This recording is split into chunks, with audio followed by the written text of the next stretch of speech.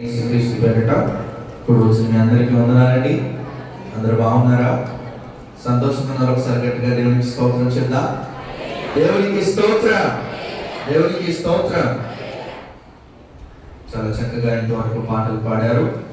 దేవుడి వాక్యాన్ని కొద్ది సమయము ధ్యానించుకుందాం. అలాగే ఎగ్జామ్స్కి ప్రిపేర్ అవుతున్న ప్రతి ఒక్కరికి ఆల్ ద వెరీ బెస్ట్. చక్కగా ప్రిపేర్ అవ్వండి, చక్కగా ఎగ్జామ్స్ అటెంప్ట్ చేయండి. ఏం టెన్షన్ పడద్దు, ఏం కంగారు పడద్దు. దేవుడు మీకు సహాయం చేయను గాక. ఆమేన్. దేవుని వాక్యాన్ని మనం ధ్యానించుకుందాం. ఆది కాండము 6వ అధ్యాయము 11 నుండి 14 వచనాల వరకు నేను చదువుతాను. దయచేసి మీరు మీ గ్రంథాల్లో చూడవలసిందిగా కోరుచున్నాను. ఆది కాండము 6వ అధ్యాయము 11 నుండి 14 వచనాల వరకు. భూలోకము దేవుని సన్నిధిని చెడిపోయి ఉండెను, భూలోకము బలాత్కారముతో నిండి ఉండెను. దేవుడు భూలోకమును చూసినప్పుడు అది చెడిపోయి ఉండెను. భూమి మీద సమస్త శరీరులు తమ మార్గమును చెరిపి వేసుకొని ఉండేది. దేవుడు నోవాహుతో, సమస్త శరీరుల మూలముగా భూమి బలాత్కారముతో నిండి ఉన్నది కనుక నా సన్నిధిని వారి అంతము వచ్చి ఉన్నది. ఇదిగో వారిని భూమితో కూడా నాశనం చేయుదును. చితిసారకపు రాళ్ళతో నీ కొరకు ఓడను చేసుకున్నాము. అడలు పెట్టి ఆ ఓడను చేసి లోపటను వెలుపటను దానికి కీలు పూయవలను. చిన్న ప్రార్థన చేద్దాం. మహాగరుడ మహోన్నతుడ, నీ ఘనమైన శ్రేష్టమైన పరిశుద్ధ నామమునకే వందనాలు, స్తోత్రాలు. గడిచిన వారానికి రెక్కల చాటును భద్రపరిచిన మీ సన్నిధిలో మరోసారి నీవు స్తుతించటకు నీవు మాకు ఇచ్చిన తరుణమును బట్టి నీకు వందనాలు, స్తోత్రాలు. ఈ సమయంలో అల్పునైన నన్ను నిలబెట్టుకుని మీ శిరుచాలను బలం చేసుకుని వాడుకునండి. అలాగే వినబడుచున్న వాక్యం మీరు విడిచిపెట్టేవారని కాక ఇది మా హృదయాల్లో స్థిరపరచుకుని దాని ప్రకారం జీవించగలిగే జీవితం నాకు మాకు దయచేయండి. యేసుక్రీస్తు పరిశుద్ధ నామములో అడుగుచున్నాము తండ్రి, ఆమేన్. నోవాహు జలప్రలయం. చాలా మంది నోవాహు జలప్రలయం ఏమంటారు అంటే ఇది ఒక మిథికల్ స్టోరీ, ఇది నిజంగా జరిగింది కానీ కాదు అని అంటూ ఉంటారు. కానీ బైబిల్ ఏదైతే చెప్పిందో అది నిజము అని నమ్మేవారే క్రైస్తవులు. అవునా? బైబిల్లో ఉన్నది ఖచ్చితంగా ఒకవేళ అది కథ అయితే దేవుడు చాలా ఉపమానాలు చెప్పాడు. యేసు ప్రభు 33.5 సంవత్సరాలు బ్రతికినప్పుడు ఉపమానాలు చాలా చెప్పాడు. దేవుడు ఉపమానాలు చెప్పినప్పుడు ఇది ఉపమానం అని చెప్పాడు, ఇది నిజము అని చెప్పినప్పుడు ఇది నిజము అని చెప్పాడు. అంతేగాని అబద్ధాన్ని నిజంగా చెప్పలేదు, నిజాన్ని అబద్ధంగా చెప్పలేదు. ఉపమానం అన్న దాన్ని ఉపమానంగానే చెప్పాడు. అలాగే నోవాహు జలప్రలయాన్ని కూడా మనం ఆలోచిస్తే ఇది నిజంగానే జరిగింది అనడానికి చాలా స్టోరీస్ ఉన్నాయి. వాస్తవంగా మనం చూస్తే భూలోకం మీదంట నోవాహు జలప్రలయానికి సంబంధించిన స్టోరీ ఇతర గ్రంథాల్లో లేదంటే ఇతర యొక్క గ్రంథాల్లో లిఖించబడింది అనడానికి చాలా ఎవిడెన్స్ అనేవి మనం చూస్తూ ఉంటాం. సాధారణంగా 265 స్టోరీస్ ఉన్నాయంట ఈ జల ప్రళయానికి సంబంధించి. అలా అందులో కొన్ని మీకు చెప్తాను. అయితే మెసొపొటేమియా అనే ఒక గ్రంథంలో, మెసొపొటేమియా గిల్గమేష్ అనేటువంటి గ్రంథంలో ఒక స్టోరీని మనం చూస్తాం. అది నోవాహు స్టోరీకి సంబంధించి చాలా దగ్గరగా ఉంటుంది. ద ఎపిక్ ఆఫ్ గిల్గమేష్ అని అంటది. అంటే ఒక మనిషి ఒక పెద్ద వాడను కట్టి జలప్రలయం నుండి తప్పించుకున్నట్లుగా ఈ మెసొపొటేమియా అనే ఈ గిల్గమేష్ అనేటువంటి గ్రంథంలో ఈ స్టోరీని మనం చూస్తాం. అంత మాత్రమే కాదు, హిందువుల గ్రంథాల్లో మత్స్య పురాణంలో కూడా మనం చూస్తాం. ఏంటి అనంటే మనువు తనను రక్షించమని కోరగా విష్ణువు మత్స్యము అవతారంలో వచ్చి వరదల గురించి హెచ్చరించి ఓడను నిర్మించి సకల జీవులను రక్షించమని చెప్పిన కథ. ఇది హిందూ గ్రంథాల్లో కూడా మనం చూస్తాం. ఇంకా మనం చూస్తే గ్రీకు పురాణాల్లో చూస్తే డికాలియోన్ అనే వ్యక్తి దేవుడు పంపిన మహావరద నుండి తన భార్యతో కలిసి ఓడలో నుండి తప్పించుకున్నట్లుగా మనం చూస్తాం. ఇంకా ఇతర గ్రంథాల్లో మనము చాలా నోవాహు స్టోరీకి సంబంధించిన స్టోరీస్ అనేక గ్రంథాల్లో మనం చూస్తాం. ఇంకా మనం చూస్తే జొరాస్ట్రిజం లో కానీ, బుద్ధిజం లో కానీ, ఆస్ట్రేలియన్ ఆదివాసుల పురాణాల గ్రంథాల్లో కానీ నోవాహు చరిత్ర అంటే నోవాహు జీవిత చరిత్రలో జరిగిన జలప్రలయమే గురించి అనేక గ్రంథాల్లో సేమ్ స్టోరీని మనం చూస్తాం. ఎందుకు ఇవన్నీ చెప్తున్నాను అంటే నోవాహు చరిత్ర నిజము అని చెప్పడానికి ఇవన్నీ నేను చెప్తున్నాను. ఓన్లీ బైబిల్లోనే కాదు, ఈ బైబిల్ యొక్క నోవాహు దగ్గర నుండే. కాబట్టి ఈ మనుషులందరూ వచ్చింది ఆదాము దగ్గర నుండి నోవాహు వస్తే, నోవాహు దగ్గర నుండి మనందరము వచ్చాం. కాబట్టి ఆ స్టోరీని వారి కుమారులు, వారి తర్వాత వచ్చిన తరతరాలు అనేక విధాలుగా అనేక రాతి పలకల మీద రాసుకుంటూ వచ్చారు. అది ఈ రోజుకి అది మన దగ్గరికి వచ్చింది. అయితే బైబిల్ని మనం చూస్తే ఖచ్చితమైన వివరణను మనము చూస్తాం. 40 పగలు 40 రాత్రులు ప్రచండమైన వర్షం ఎక్కడ కురిసిందంట? భూమి మీద కురిసింది. ఆకాశం ఆకిళ్ళు తెరవబడ్డాయి. ఒక ప్రచండమైన వర్షము కురిసింది. దాదాపు 40 రోజులు కురవగా పర్వతాలతో సహితం ఏమైపోయాయి? మునిగిపోయాయి. కనీసం పక్షులు ఎగిరి తప్పించుకోవడానికి కూడా లేనంత ఎత్తుగా వర్షం కురిసింది. అన్నీ సకల జీవరాశులన్నీ ఏమైపోయాయి? చనిపోయాయి. దాదాపు దేవుడు నోవాహును ఒక వాడ కట్టమన్నాడు. ఆ వాడ యొక్క పొడుగంట 450 అడుగుల పొడుగు, అలాగే వెడల్పు 70 అడుగుల వెడల్పు కలిగిన వాడగా ఉండాలి. అలాగే ఎత్తు 45 అడుగుల ఎత్తు కలిగిన వాడగా నోవాహు ఆ వాడను కట్టాలి అని దేవుడు నోవాహుకు చెప్పాడు. 450 అడుగుల పొడవు. దాదాపు స్పేస్ షిప్స్ అంటే రాకెట్స్ ఉంటాయి కదా, 3 రాకెట్లను ఆ యొక్క పడవ మీద పడుకోబెట్టి తీసుకుని వెళ్ళవచ్చండి. అంత పెద్ద వాడ ఒక 8 మంది చేత కట్టబడిందంటే అది ఆషామాషి విషయమేమి కాదు. పోనీ నోవాహు అంతకు ముందేమైనా వాడలు కట్టాడా అని అంటే వాడలేమి కట్టలేదు. లేదంటే నోవాహు కుటుంబానికి వాడలకి ఏమైనా సంబంధం ఉందా అని అంటే సంబంధం లేదు. బట్ దేవుడు చెప్పాడు, దేవుడు చెప్పినట్లు నోవాహు చేశాడు. ఇప్పటికీ ఈ రోజుకి ఈ యొక్క వాడలు తయారు చేసేటువంటి కంపెనీస్ ఉంటాయి కదా, దేవుడు చెప్పినటువంటి ఈ పరిమాణాలే ఈ రోజుకి వాడుతున్నారు. ఎందుకంటే ఒకవేళ దేవుడు చెప్పిన పరిమాణాల్లో వాడలేకపోతే అంట అలలు కొట్టినప్పుడు, గాలి వీచినప్పుడు వాడది నిలవలేదు. కాబట్టి దేవుడు చెప్పిన పరిమాణాల్లోనే ఈ రోజుకి వాడలు కడుతున్నారు అంటే ఆ రోజున దేవుడు సెటైన్ ప్లాన్ అనేది నోవాహుకు దేవుడు ఖచ్చితమైన ప్లాన్ అనేది ఇచ్చాడు. ఎన్ని రోజులు ఆ వాడలో ఉన్నాడు అని మనం చూస్తే 371 రోజులు వాడలో ఉన్నాడు. సంవత్సరం 11 రోజులు వాడలోనే ఉన్నాడు. ఆ వాడ ఈ యొక్క నోవాహు కుటుంబాన్ని అంతటిని సంరక్షించింది గొప్ప జల ప్రళయం నుండి. ఎందుకు ఈ స్టోరీ అంతా మనం చెప్తున్నాము అంటే దేవుడు ముందుగానే నోవాహుకు చెప్పాడు, భూలోకం అంతా బలత్కారంతో నిండిపోయింది, మనుషులందరూ చెడిపోయారు, లేదంటే మనుషులందరూ పాపంతో నిండిపోయారు, మనుషులందరికీ మీదకి ఉగ్రత రాబోతుంది. ఈ ఉగ్రత నుండి నువ్వు తప్పించుకోవాలి అని అంటే నోవాహు నువ్వు ఒక వాడ కట్టాలి. ఈ వాడ దేనితో కట్టాలి, ఎలా కట్టాలి? ఒకవేళ ఇలా కనుక మన విశ్వాసము అనే వాడను కడితే మనము కూడా రాబోతున్నటువంటి 2వ రాకడ నుండి మనము కూడా రక్షింపబడి ఎత్తబడే గుంపులో మనమందరము ఉందుము గాక. నోవాహు కట్టిన వాడ ఎలా కట్టాలి అని దేవుడు నోవాహుకు చెప్పాడు అంటే 14వ వచనం చూడండి. 6వ అధ్యాయము 14వ వచనంలో మనం చూస్తే వెనుకున్నారు చదవడమా. చితి సారకపు మ్రానుతో నీ కొరకు ఒక ఓడను ఎలా ఎలా కట్టాలి అంటే దేనితో కట్టాలి అంటే చితి సారకపు మ్రానుతో నీ ఒక ఓడను కట్టాలి. దేనితో పడితే దానితో నువ్వు కట్టొద్దు.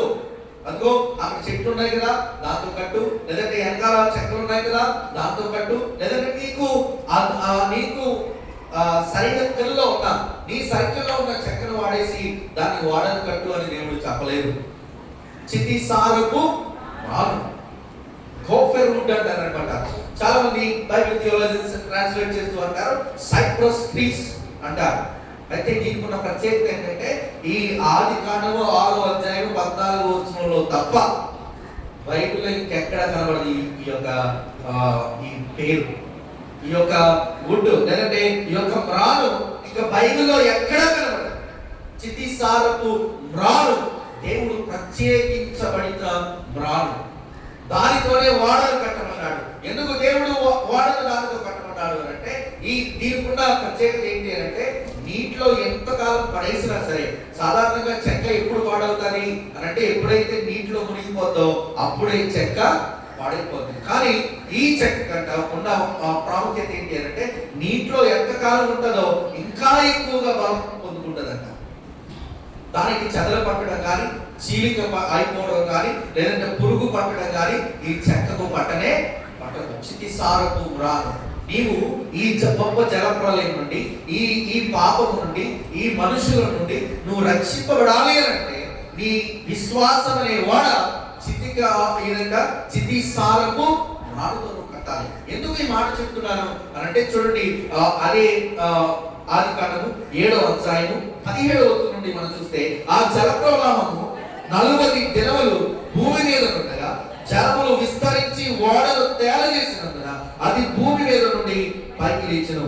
జలములు భూమి మీద ప్రచండముగా ప్రబలి మిక్కిలి విస్తరించినప్పుడు ఓడ నీళ్ల మీద ఏం చేసిందంట?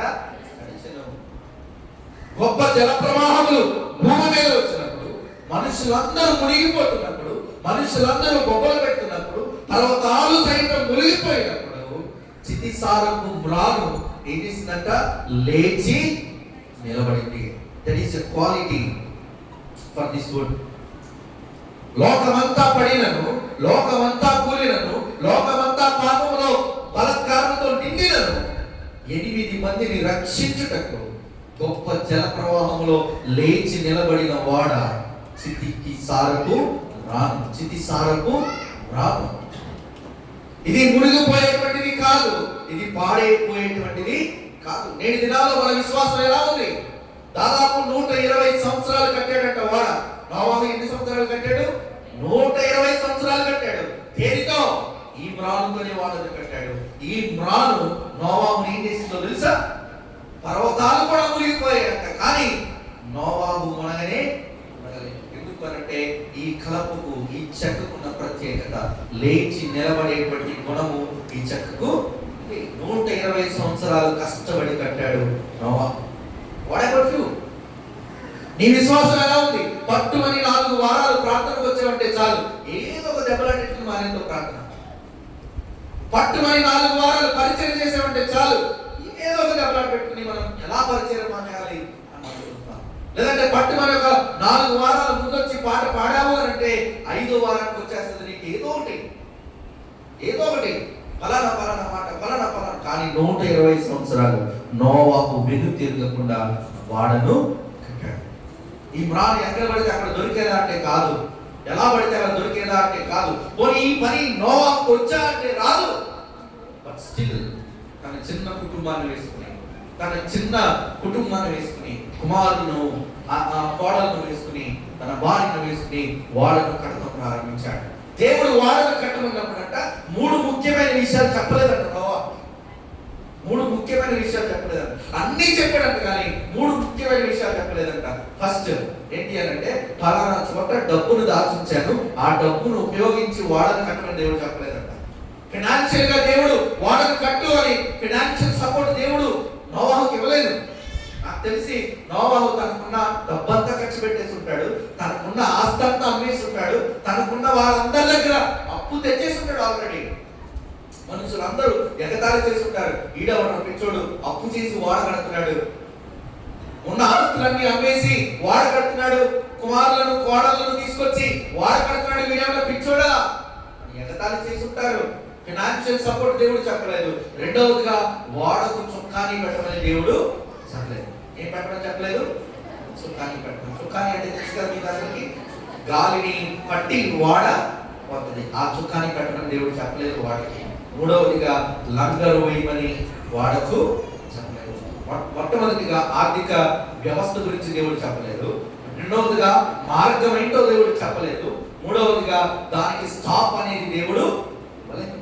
క్రైస్తవ విశ్వాస జీవితం ఈ 3 మీద చాలా ముడిపడి ఉన్నది. మోకరించి ప్రార్థన చేసావంటే అర్థం ఏంటో తెలుసా? ప్రభువా, ఏదో ఆర్థిక సమస్య మీద వచ్చి పడింది, అందుకే నువ్వు మోకరించావు. ఈరోజు నువ్వు ఎందుకు మోకరించావంటే నీ జీవితం ఎట్టెళ్ళిపోతుందో తెలియదు, అందుకే మోకరించావు. ఈ రోజున నువ్వు ఎందుకు మోకరించావంటే హద్దులు లేని అప్పులు నీ మీద వచ్చి పడ్డాయి, అందుకే మోకరించావు. నోవాహు దేవుడి 3 విషయాల మీద కన్ఫర్మిటీ ఇవ్వలేదు. బట్ స్టిల్ 120 సంవత్సరాలు నోవాహు వాడకట్టడం వాడకట్టాడు. 120 సంవత్సరాలు ఏ మ్రానుతో అంటే చితిసారపు మ్రాను. ఈ మ్రాను పర్వతాలు సైతం మునిగిపోయాయి, కానీ పర్వతాలు ముంచేటువంటి నీళ్ళ పైగా లేచి నిలబడినది చితిసారపు మ్రాను. ఈరోజు నీ విశ్వాసం ఎలా ఉంటుంది? పర్వతాలు కానీ కనబడుతున్న అవన్నీ ఒకనొక రోజు మునిగిపోయే రోజు వచ్చింది. ఈ సంఘానికి పునాది నేనే, ఈ సంఘానికి తొలి రాయి నేనే, ఈ సంఘానికి పర్వతాన్ని నేనే బలమైన విశ్వాసిని అని అనుకుంటున్న విశ్వాసులు ఒకనొక రోజు మునిగిపోయే రోజు వస్తుంది. వాడకొట్టు నిలబడే రోజు వస్తుందా? ఆ రోజున నీవు నిలబడగలవా? పర్వతాలు మునిగిపోతాయి, మెట్టలు దద్దరిల్లుతాయి, దేవుడు రాక త్వరగా రానై ఉంటుంది. వెర్ర వీగుతున్న ప్రతి ఒక్కరికి తీర్పు తెరుగు రానై ఉన్నది. పర్వతాలు మునిగిపోయాయంట, కానీ నోవాహు ఓడ మాత్రం ఉండలేదు. అటువంటి మ్రానుతో నోవాహు తన ఓడను కట్టాడు. పర్వతాలు ఈ రోజున పర్వతాలుగా మనకు లోకంలో చాలా మంది కనబడుతున్నాడు. ఇటీవలే మీరు యూట్యూబ్ చూసారో లేదో, జెఫ్రీ ఎప్స్టన్ అనేటువంటి ఒక వ్యాపారవేత్త చాలా ట్రెండ్ అవుతున్నాడు. అతని మీద ఉన్న ఫైల్స్ అన్ని అమెరికా గవర్నమెంట్ లో ఉన్నాయి. ఆ ఫైల్స్ అన్ని బయటికి తీసుకుంటే వాడు చేసిన దుర్మార్గపు పనులన్నింటిలో ఎవరున్నారో తెలుసండి? ట్రంప్ ఉన్నాడంట, ఎలాన్ మస్క్ ఉన్నాడంట, ఫేస్బుక్ కనిపెట్టిన ఫేస్బుక్ ఫౌండర్ ఉన్నాడంట. విచిత్రం ఏంటంటే మన మోడీ గారు కూడా ఉన్నారంట. ఎవరున్నారు? ఈ ఎప్స్టన్ అనే వ్యక్తి ఎటువంటి వాడు అంటే మైనర్ బాలికలు ఉంటారు కదా, వాళ్ళని కిడ్నాప్ చేసి తీసుకెళ్లి తన దీవిలో దాసి వాళ్ళతో వ్యభిచారం చేయించేవాడు. ఈ గొప్ప గొప్ప ధనికులందరినీ తీసుకెళ్లి వారికి పరిచయం చేయించి, వారితో మసాజులు చేయించి, వారితో వ్యభిచారం చేయించి, ఈ వీడియోలన్నీ రికార్డు తీసుకుని ఇతని దగ్గర పెట్టుకుని ట్రంప్ ఫోన్ చేశాడంట. ట్రంప్, నీ వీడియో నా దగ్గర ఉంది, నాకు డబ్బులు పంపుతావా? పంపవా? అంత మాత్రమే కాదు, ఆ యొక్క బాలికల యొక్క మాంసాన్ని వండుకుని ఆ దీవుల్లో తినేవారు.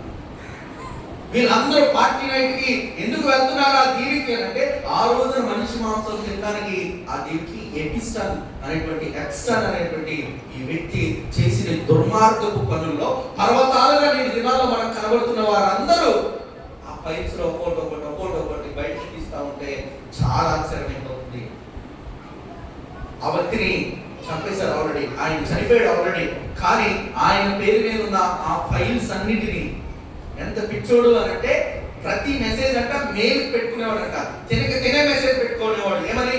ట్రంప్ని పలానా రోజు పలానా విషయం మీద బెదిరించాలి అని తనకు తానే మెసేజ్ పెట్టుకుని మెయిల్లో పెట్టుకునేవాడంట. ఆ ఫైల్స్ అన్నిటినీ ఈ రోజున అమెరికన్ డిపార్ట్మెంట్ ఏం చేస్తుందో తెలుసా? బయటికి లాగుతా ఉంటుంది. పర్వతాలన్నీ ఒకనొక రోజు మునిగిపోతాయి, కానీ నువ్వు మునిగిపోవడానికి వీలు లేదు. నేటి దినాల్లో గొప్పలుగా కనబడుతున్నవారు, నేటి దినాల్లో ధనికులుగా కనబడుతున్నవారు, లేదంటే నేటి దినంలో ఆత్మీయ స్థితిలో తారా స్థాయిలో ఉన్నవారు ఒకనొక రోజు మునిగిపోయే రోజు వస్తుంది. వాడగొట్టి నీ విశ్వాసం ఏంటి? నెఫిలీలు అనేటువంటి బలవంతులు ఉన్నారు నోవాహు టైంలో. ఒక్క చేత్తో మనిషిని గుద్దితే 50 మందిని చంపగలిగే బలవంతులు ఉన్నారు నోవాహు టైంలో. నోవాహు టైంలో ధనికులు ఉన్నారు, దేవదూతల వంటి మనుషులు ఉన్నారు. బట్ వారందరూ మునిగిపోయారు, కానీ నోవాహు ఒక్కడే పైకి లేచాడు. వాడకు ఈరోజు నీ విశ్వాసం ఏంటి? ఎక్కడ ఉంది? ఎన్ని రోజుల నుండి దేవుని మందిరానికి వస్తున్నావు అనేది మ్యాటర్ కాదు. ఎంతెంత దేవుని పరిచయం చేస్తున్నావు అనేది మ్యాటర్ కాదు. ఎన్ని మంచి పాటలు పాడుతున్నావు అనేది మ్యాటర్ కాదు. ఒకానొక రోజు జలప్రలయం రాబోతుంది, దేవుని రెండవ రాకడ రాబోతుంది. ఆ రోజున పర్వతాలు మునిగిపోబోతున్నాయి. నీ ఆత్మీయ జీవితం ఏమవుతుంది? ఎత్తబడే గుంపులో ఉంటానవా? విడవబడే గుంపులో నీవు ఉండబోతున్నావా? పర్వతాలుగా పిలువబడుతున్న వారు అనేక మంది కూలిపోయే రోజు వస్తుంది. ఎందుకు నిరుత్సాహపడుతున్నావు ఈ రోజున?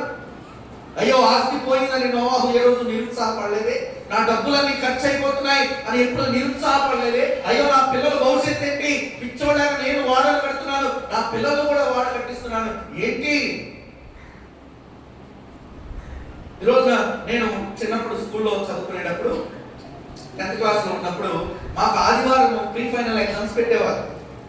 ఆదివారం ప్రీ ఫైనల్స్ ఎగ్జామ్స్ పెడితే మా నాన్నగారు అనేవారు, ఆదివారం ఎగ్జామ్ లేదు, నువ్వు ముస్లిం ప్రార్థనకి రా అనేవారు. సరే పర్లేదు కదా అని ఎగ్జామ్స్ మానేసి ప్రార్థనకు వస్తే నేనంటే పడని ఒక లెక్చరర్ ఉన్నాడు అక్కడ.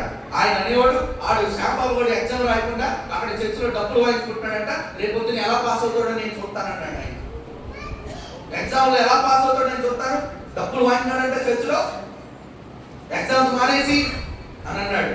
పర్లేదు సార్. ఆ తర్వాత రోజు నేను క్లాస్కి వెళ్తే అందరూ నన్ను ఏడిపిస్తున్నారు. ఏమనంటే, ఎరా చర్చిలో డబ్బులు వాయించుకుంటా ఉంటా కదా, ఎగ్జామ్ అనేసి పలానా సార్ నేను అన్నాడు అని అందరూ.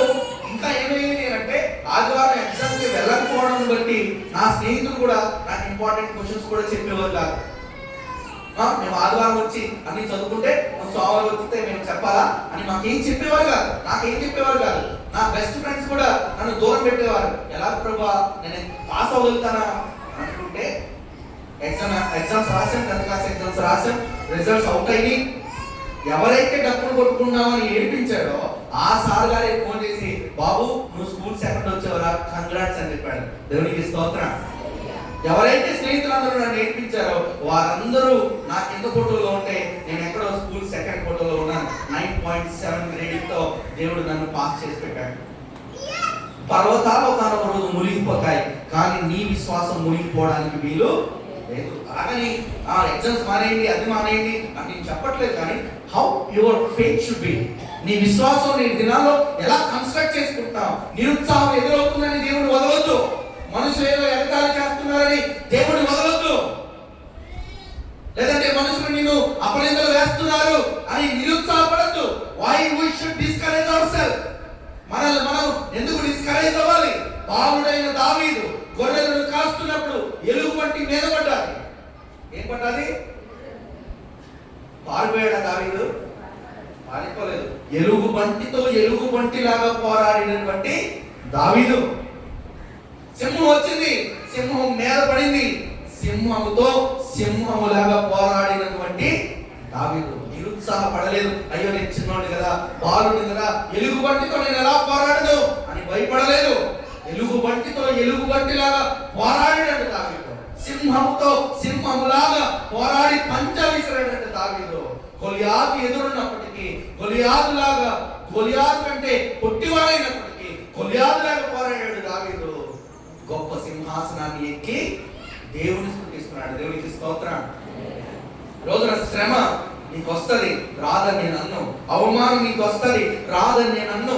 నింద నీకు వస్తుంది, రాదని నేను అన్ను. కానీ how your faith should be.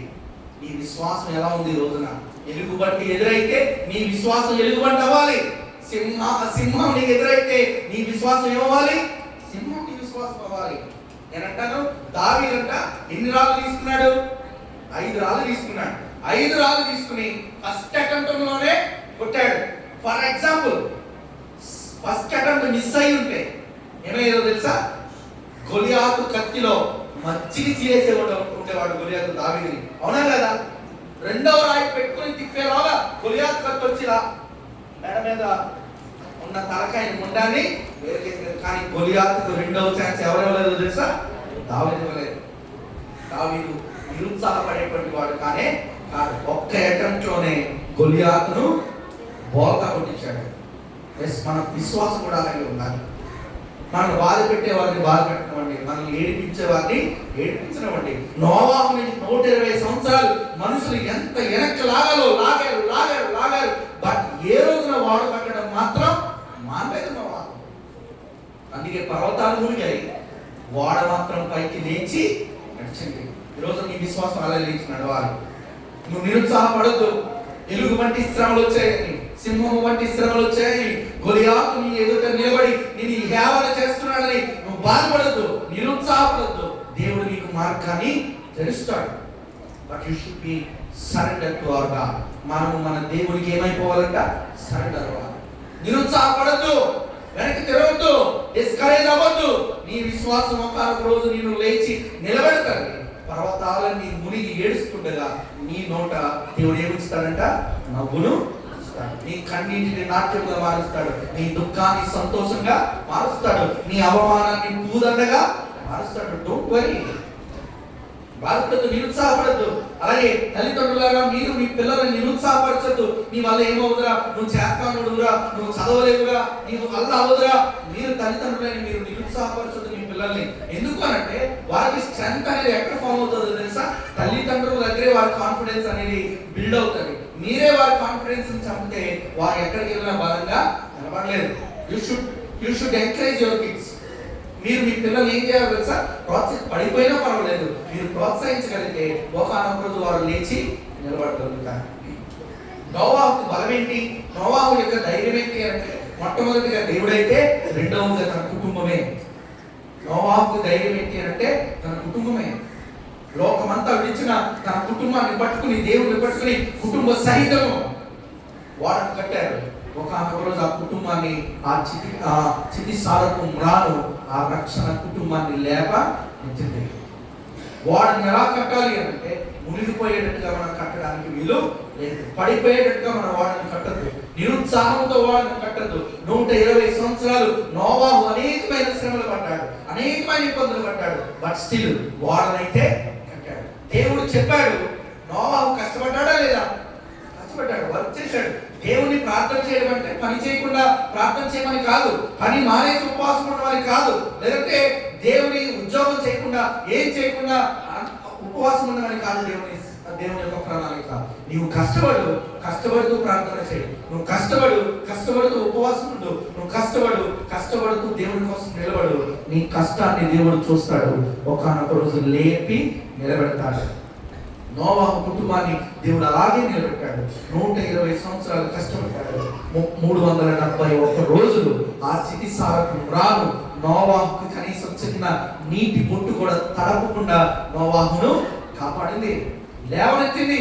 రేపు రెండవ రాకడలో కూడా నీ విశ్వాసం లేవనెత్తబడాలి అంటే నిరుత్సాహం లేకుండా, నిరుత్సాహపడకుండా నీ విశ్వాసంలో ముందుకు సాగితే దేవుడు ఒకనొక రోజు నిన్ను లేవనెత్తి నిలబెడతాడు. రెండవదిగా ఎలా కట్టమన్నాడంట చూడండి. అదే 6వ అధ్యాయము 14వ వచనంలో, అరలు పెట్టి ఆ ఓడను చేసి లోపటను వెలుపటను దాన్ని ఏం పోయాలంట? ఎందుకు కీలిపోయాలి? దేవుడు ఏం చేయమన్నాడంట? లోపల పోయాలి, బయట కూడా పోయాలి. ఎందుకు పోయాలి? ఎందుకు కీలను పోయాలి? ఎందుకు అంటాడు తెలుసా? నోవాహు ఓడలో నుండి ఏది బయటకు వెళ్ళడానికి వీలేదు, బయట నుండి ఏది ఓడలోనికి రావడానికి వీలేదు. Every Christian faith should be like that. నీ విశ్వాసంలో నుండి ఏది బయటకు వెళ్ళకూడదు, బయట ఏది నీ విశ్వాసంలోనికి రాకూడదు. నీ ఓడను అలా పెట్టంటాడు నోవాహుతో. నీ విశ్వాసంలో నుండి ఏది బయటకు వెళ్ళకూడదు, లేదంటే బయట నుండి ఏది నీ విశ్వాసంలోనికి రాకూడదు.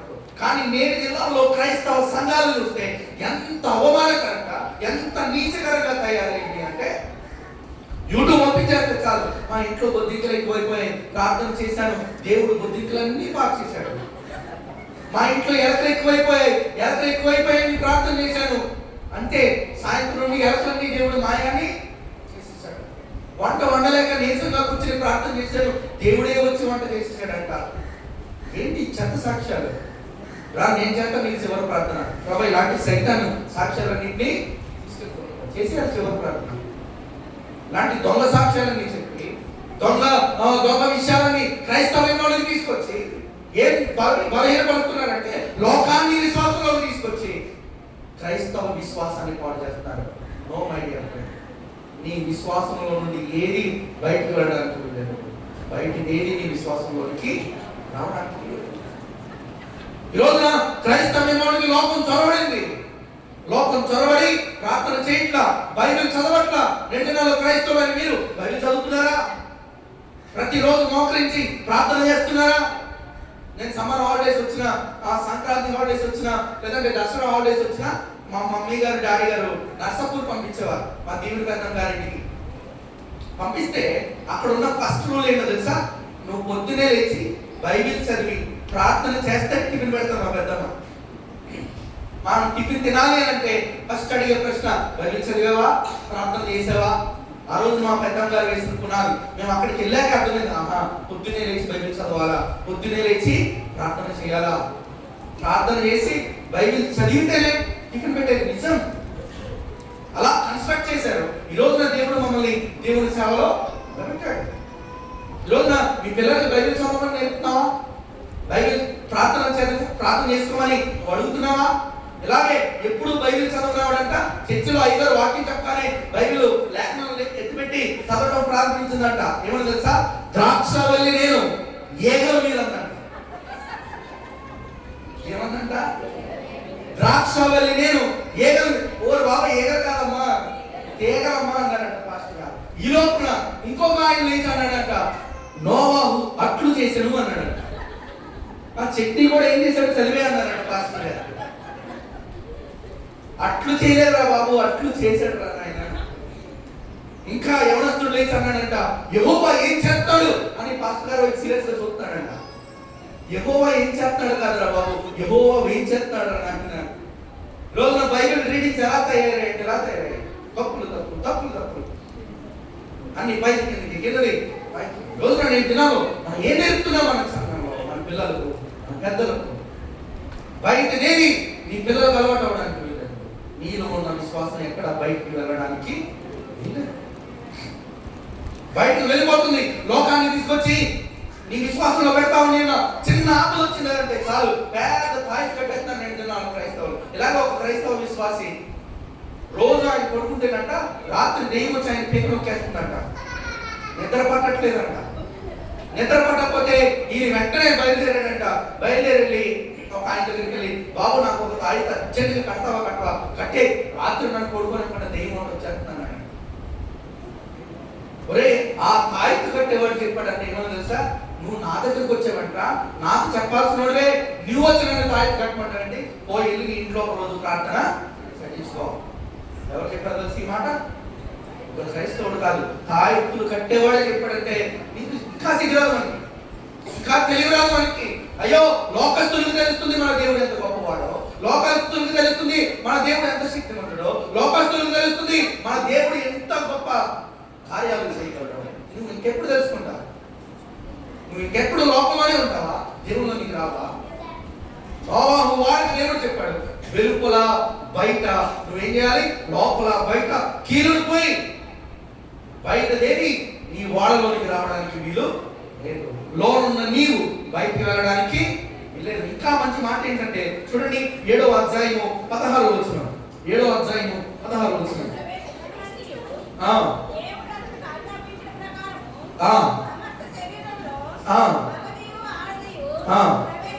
ప్రవేశించను. అప్పుడు యెహోవా వాడలో అతనిని మూసివేశాడు. దేవుడు వాడకు తాళం వేశాడట, లోపల తాళం వేయలేదంట. తెలుసా? నోవాహు వాడికి తాళం లోపల వేయలేదంట. దేవుడు లోపలికి అందరినీ పంపించేసి 8 మందిని పంపించేసి బయట గడపెట్టి బయట తాళము వేశాడు. నోవాహు ఇంటికి తాళం ఎవరేశారు తెలుసా? ఎవరేశారు చెప్పండి? నీ ఇంటికి తాళం ఎవరేశారు చెప్పండి? దేవుడు వేసాడా? నువ్వు వేస్తావు, దొంగోడు వచ్చి చంపిని ఆడికి ఈజీగా వచ్చింది నీ తాళం. ఇక్కడ కూర్చుంటావు కానీ టెన్షన్, అయ్యి బాబు ఎవడొస్తాడో, ఎవడు దూరిపోతాడో, విలువలో ఎవడు పట్టుకెళ్ళిపోతాడో, భయం తాళాలు.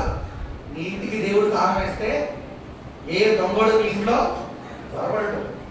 కొంతమంది ఏమి లేకపోయినా తాళలేస్తారు. ఏమి లేకపోయినా ఎందుకురా అంటే భయం. ఏ పాము దూరిపోద్దో, ఏ అక్క దూరిపోద్దో. నోవాహు వాడ తాళం ఎవరేసారు తెలుసా? దేవుడు వేశాడు. బయట సవాలు తిరుగుతున్నాయి, బయట గుర్రాలు తిరుగుతున్నాయి, బయట సింహాలు తిరుగుతున్నాయి, అన్ని తిరుగుతున్నాయి. ఏమైపోయాయి తెలుసా? చనిపోయి. నాకు తెలిసి నోవాహు వాడ చుట్టూ శవాలు తిరుగుతా ఉంటాయి కదా, తేలిపోయి. నోవాహు వాడ దాదాపు 150 రోజులు ఆ నీటి మీద ప్రయాణం చేస్తూనే ఉన్నది. కానీ ఏ రోజున తాళము ఓపించేమని నోవాహు దేవుని అడగనే. ఎందుకంటే నోవాహు దేవుని చేత తన వాడను కట్టించుకున్నాడు, దేవుని చేత తన ఇంటికి తాళమును చేసుకున్నాడు. ఈరోజు నీ విశ్వాసం దేవుని మీద ఉందా? పరిపూర్ణమైన నీ ఇంటికి తాళం చెవి దేవుని దగ్గర ఉందా? వాగ్దానం ఉందండి, దేవుడిచ్చిన వాగ్దానం. ఆ వాగ్దానం కాదు దేవుడి దగ్గర అడిగేది. నీ ఇంటి విశ్వాసం, నీ ఇంటిలో ఉన్న వారందరి విశ్వాసం ఎవరి మీద ఉంది? యేసు ప్రభు ఒక్కరినే నమ్మేవా? యేసు ప్రభు కూడా దేవుడని నమ్మేవా? ఈరోజు నేను అడుగుతున్న ప్రశ్న, యేసు ప్రభు ఒక్కడే దేవుడని నమ్మేవా? యేసు ప్రభు కూడా దేవుడని నమ్మేవా? యేసు ప్రభు కూడా దేవుడు అని అంటే నీ వాడకు చాలా మంది దేవుడు వేయలేదు, నీ అంతటి నీవు తాళం వేసుకున్నావు. అది నిజమైన విశ్వాసం కానే కాదు. నోవాహు వాడకు దేవుడు తాళం వేశాడు. నోవాహు వాడకు వెలుపల లోపల బయట ఏం పూసాడంట? కీలు పూసాడు. తన విశ్వాసం నుండి ఏది బయటికి పోనివ్వలేదు, ఏది లోపలికి రానివ్వలేదు. ప్రారంభంలో ఏదైతే భక్తిని చేశాడో తన జీవితాంత కాలం వరకు అదే భక్తిని కొనసాగించాడు. ఈరోజు దేవుడు అదే అడుగుతున్నాడు, నీ విశ్వాసం ఎలా ఉంది? వెలుపట బయట లోపల నీ విశ్వాసం కీలు పూసావా? మోషేను తన తల్లి దాసినప్పుడు ఆ యొక్క దానికి కూడా ఏం పూసిందంట? కీలును పూసింది. ఎందుకు? పర్టికులర్ దానికి ఒక పర్ఫెక్షన్ ఉన్నది. ఏది లోపలికి రాకుండా, ఏది మోషేను పాడు చేయకుండా, ఏది ఏ పాము కానీ ఏ కప్ప కానీ ఏది మోషేను పాడు చేయకుండా తన కుమారుని కాపాడుకున్నట్టుకు కీళ్లను పూసింది. ఈరోజు నా ప్రార్థన అనే కీలు, వాక్యం అనే కీలు నీ పిల్లలకు నేర్పిస్తున్నావా? బైబిల్ నేర్పిస్తున్నావా? ప్రార్థన నేర్పిస్తున్నావా? పాటలు నేర్పిస్తున్నావా? వాద్యములు నేర్పిస్తున్నావా?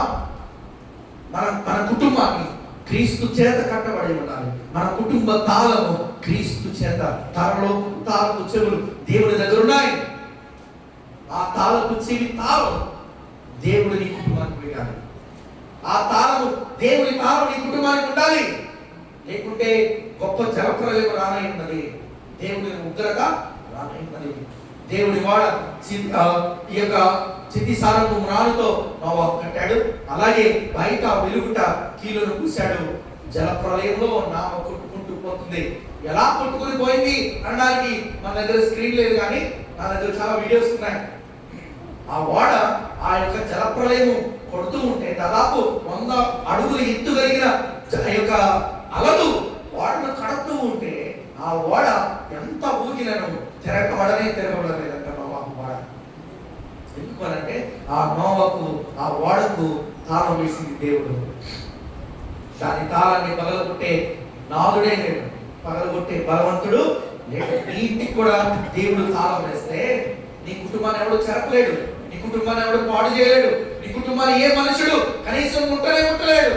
ఈ రోజున ప్రతి ఒక్కరు నీ కుటుంబం మీద ఏదో ఒకటి చేస్తున్నాడు అంటే అర్థమేంటో తెలుసా? నీ కుటుంబము తాళము దేవుడి దగ్గర లేదు. ఈ రోజున లోకం మీద ఆధారపడ్డావు, మనుషుల మీద ఆధారపడ్డావు. మనుషులు ఏదో చేస్తారనుకున్నావు, మనుషులు నాకు అంతా మంచి చేస్తారనుకున్నావు. లేదు, మనుషులు చిన్న విషయంలో నీ ధైర్యాన్ని పోగొడతారు, నీ ఆశను పోగొడతారు, చిన్న విషయాల్లో నీకున్న సంతృప్తిని పోగొడతారు. కానీ నోవాహు జలప్రలయంలో నోవాహు కుటుంబం సంరక్షింపబడింది అంటే దానికి గల కారణం నోవాహు తన వాడుకు లోపల వెలుపట కీలును పూశాడు. ఏది లోపలికి రానివ్వలేదు, ఏది బయటికి కొనలేదు. అయితే చివరిగా మనం చూస్తే 8వ అధ్యాయము 1వ వచనంలో మనం చూస్తే దేవుడు నోవాహు అతనితో కూడా ఓడలో ఉన్న సమస్త జంతువులను సమస్త పశువులను ఏం చేసుకున్నాడంట?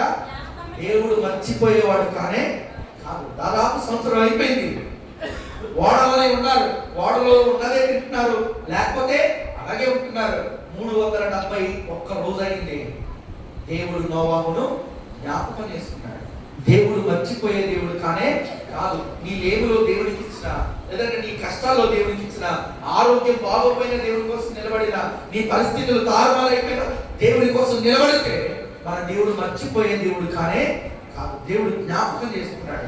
చెప్పాను కదా, మొదట ఆర్థిక వ్యవస్థ, ఆర్థిక విషయము నోవాహు దేవుడు చెప్పలేదు. రెండవదిగా చిక్కాని పెట్టమని చెప్పలేదు. మూడవదిగా లంగరు వేయమని దేవుడు చెప్పలేదు. దేవుడే ఒక చోట నావను ఆపాడు, దేవుడే నావను నడిపించాడు, దేవుడే ఆ యొక్క నోవాహుకు ఆర్థిక వ్యవస్థను ఇచ్చాడు. ఏమన్నాడు తెలుసా? వాడ నుండి బయటకు వచ్చాక, నోవాహు నువ్వు ఎంత పోగొట్టుకున్నావు నా కోసం అన్నాడు దేవుడు. ప్రభా, దాదాపు నా దగ్గర ఉన్నదేమీ లేదు, వాడలో నుండి బయటకు వచ్చావా? నీకు కనిపిస్తున్నదంతా నీకే, నీకు పొలిమేనంటూ లేదు, హద్దులంటూ లేవు, కనబడుతున్న దాంట్లో నీకు ఎంత కావాలో తీసుకో అన్నాడు. ఇంకా ఏమన్నాడు తెలుసా? తన ఆస్తికి దేవుడు ఏం పెట్టలేదు తెలుసా? చిక్కాని పెట్టలేదు. ఇంతవరకే అని చిక్కాని పెట్టలేదు. మూడవదిగా తన ఆస్తికి లంగర్ అనేది దేవుడు వేయలేదు. ఎంత వరకు వెళ్తావో వెళ్ళు, అదంతా నీకే. హద్దులనేవి లేవు. ఎంత కనబడుతుందో అదంతా నీకే. దేవుడు పోగొట్టుకున్నవన్నింటినీ దేవుడు ఎంత ఇచ్చాడు? రెండంతలుగా దేవుడు ఇచ్చాడు. అయ్యో నా జీవితం ఏమైపోతుందో అని చిక్కానీని వాడెక్కాడు నోవాహు. చిక్కానీ లేనంత ఆస్తిని దేవుడు నోవాహుకు ఇచ్చాడు. అయ్యో లంగరేసి ఒక చోట ఆపుదాం అని నోవాహు ఎప్పుడు అనుకోలేదు. ఆపు లేనంత ఆస్తిని దేవుడు ఇచ్చాడు నోవాహుకి. నీ విశ్వాసం కూడా అట్టి రీతిగా ఉంటాయి.